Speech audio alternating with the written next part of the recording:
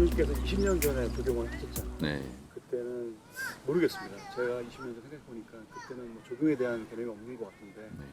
이렇게 지금 현재 조경이 발전할지 성장할지를 예측하셨나요? 뭐 예측했다 그러면 거짓말이고요. 어떻게 보면 본능적으로 저는 감사하게도 깨닫게 된 게 아닌가 하는 생각도 있고, 제가 처음 조경을 배울 때, 학교에서 배울 때, 학문적으로 배울 때 기억이 나는데요. 그때는 정말 이렇게 제가 직접 나무를 다룰 때는 이렇게 역동적이고 생명감이 있고 한데요.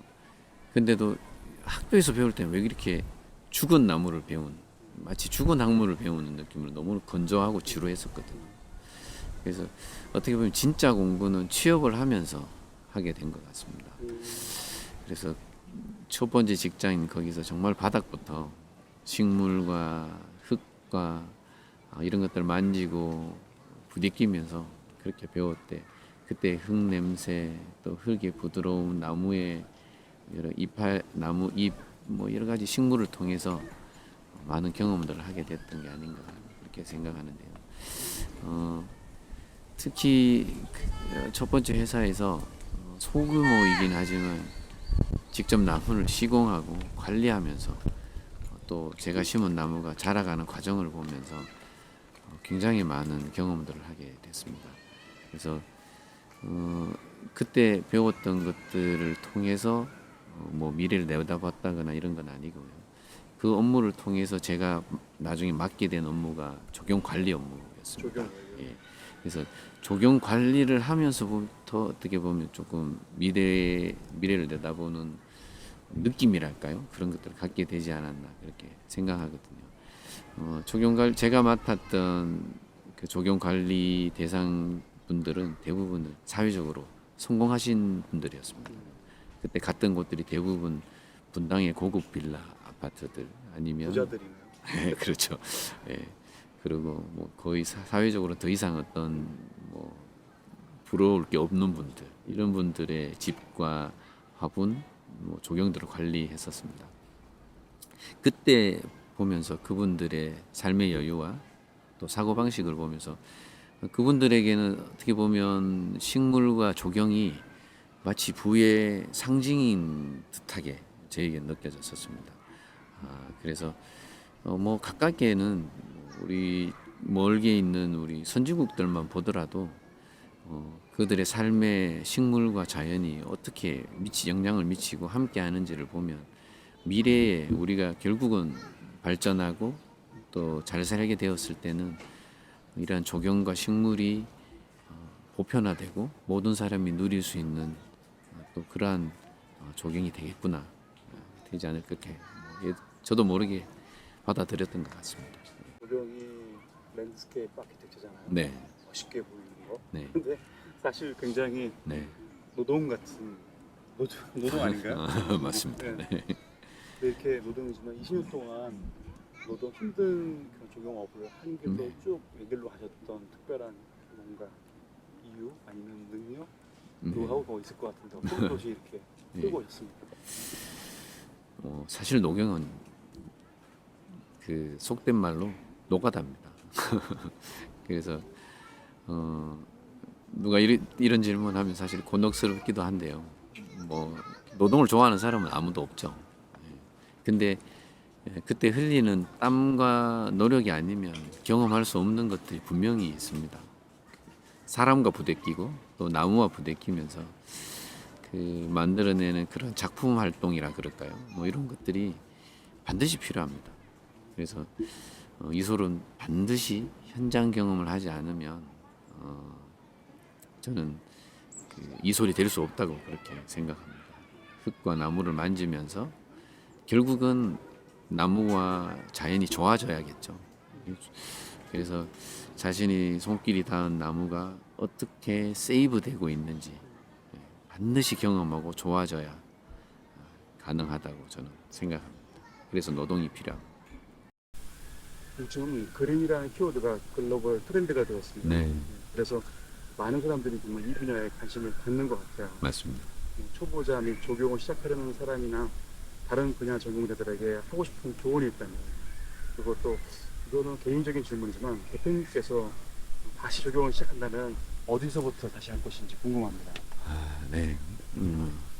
과거에는 조경가들이 사실은 모든 것을 할 수 있는 사람, 그래서 특히 적어도 저에게는 그랬었습니다. 왜냐하면 조경을 공부하면서 또 공부할 때보다 오히려 조경을 현장에 가보면 인테리어, 건축, 또 전기, 페인트까지 모든 분야가 걸쳐져 있습니다. 그러다 보니까 그 부분들을 전혀 모를 때는 항상 문제가 발생하는 경우들을 많이 봤습니다. 또 뭐 우습게 들릴 수도 있겠지만 저희가 조경 관리하는 가정에 가서는 어떤 때는 커튼도 고치고 믹서기도 고치고 밥솥도 고치는 저에게 고쳐달라고 하고, 또 어떤 데는 기적같이 또 고칠 때도 있습니다. 그만큼 다방면에 팔방미인이 되어야 한다는 생각이 있었는데 뭐 지금은 사실은 그럴 수는 없죠. 근데 저는 개인적으로는 제 개인적으로 혜택이라면 혜택을 누렸던 게 뭐냐 하면, 저는 시공 전문가이면서 또 디자인과 계획, 관리를 동시에 고려할 수 있는 그런 계획과 설계를 할 수 있다는 게 저한테는 가장 큰, 어떻게 보면 장점이라고 그렇게 생각하는데요. 그렇게 할 수 있었던 게 뭐냐 하면, 제가 운 좋게도 처음 조경회사가 이러한 시공, 관리, 매장까지 모두 경험할 수 있는 그런 회사였습니다. 조경회사에 취업을 앞두고 계신 분이 있다면 저는 이런 관점에서 시공, 관리 이런 부분들 모두 경험할 수 있는 직장을 저는 추천드립니다. 그리고 아마 시공과 조경 관리까지를 다 경험하고 나면 이제 자신의 전문 분야, 진짜 자신의 전문 분야를 찾을 수 있다고 저는 생각합니다. 특히 시공에 대해서, 시공을 통해서 나무와 흙에 대한 경험은 저 개인적으로 반드시 필요하다고 그렇게 생각합니다. 어쩌면 저희가 하고 있는 조경 분야에서도 제가 이솔들이 하고 있는 이 조경 분야에서도 그 경험들이 지금에 많이 바탕이 되었다고 저는 그렇게 생각합니다. 또 하나는 저희가 주력으로 하고 있는 벽면 녹화, 이 틈새 시장을 찾아내는 것입니다. 지금도 그렇지만 직원들이 뽑을 때도 저희는 다른 분야 유경험자들을 선호하는 경향이 있습니다. 왜냐하면 또 다른 틈새 시장을 찾고 또 창조원답게 재창조를 하고자 하는 마음이 저희에게는 있습니다. 뭐 모두가 그렇지만 지금은 멀티가 되어야 되고 융합되고 재창조되고 있는 시대를 살아가고 있기 때문에 이 조경 분야에도 그러한 사회적 현상들이 들어와야 된다고 저는 생각하고 있고, 벽면 녹화도 어떻게 보면 그렇게 해서 탄생한 것이 아닌가 그렇게 생각합니다. 말하는 화분, 말하는 반려식물, 뭐 이런 것들이 나오는 시대에 살고 있는 요즘에 뭐 나중에는 식물 전문 음악가, 식물을 위한 음악회, 뭐 식물 전용 호텔 뭐 나오지 말라는 법이 있을까? 뭐 저는 또 그렇게 내다봅니다. 또 질문하셨는데, 이제 만약에 제가 조경을 다시 배운다면, 배운다면 저는 아마 미술을 함께 하지 않았을까. 미술이요? 네. 왜냐하면 조경은 결국은 비주얼입니다. 그 미술을 통해서 경험된 것들을 현장과 또 클라이언트에게 설명되어질 때 저희 한계가 사실은 그때 많이 드러나더라고요. 제가 갖고 있는 생각과 계획과 이런 디자인들이 표현이 정확하게 전달되지 않는 아쉬움이 많았었습니다. 그래서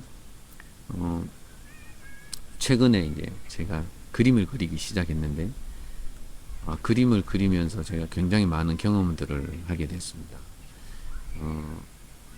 제가 주로 그리는 그림들이 어떤 그림이냐 하면, 저희가 시공했던, 저희가 관리하는 나무들 사진을 찍어서 그리고 있는데요.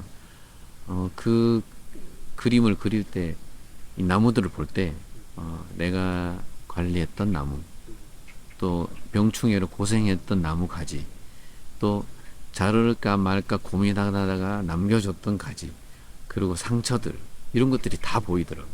그래서 나무를 새롭게 보는 정말 새로운 경험을 저는 하게 됐습니다. 그리고 나중에는 제가 조금 더 이제 실력이 쌓이면 이 나무 그림을 그려서 저희가 시공한 클라이언트의 집에 그림을 그려서 그분들에게 선물할 계획을 갖고 있습니다. 정말 제가 시공한 정원을 그릴 때는 정말 꼭 해보라고 제가 우리 후배들에게, 직원들에게도 또 다른 누군가 이 영상을 보는 사람이 있다면 반드시 꼭 추천하고 싶은 그런 부분입니다. 그림을 언제부터 배우셨는데 이렇게? 예, 뭐 제 말만 들으면 굉장히 오래된 것 같지만 네, 4-5개월 되었습니다. 4-5개월. 네, 4-5개월 만에도 네. 이런 놀라운 깨달음을 가질 수 있습니다. 네, 꼭 그림 좀 줘보세요 한번. 네, 그러겠습니다. 영상 네. 탈 때 한번. 네. 어떤 그림인지 정말 궁금하네요. 네.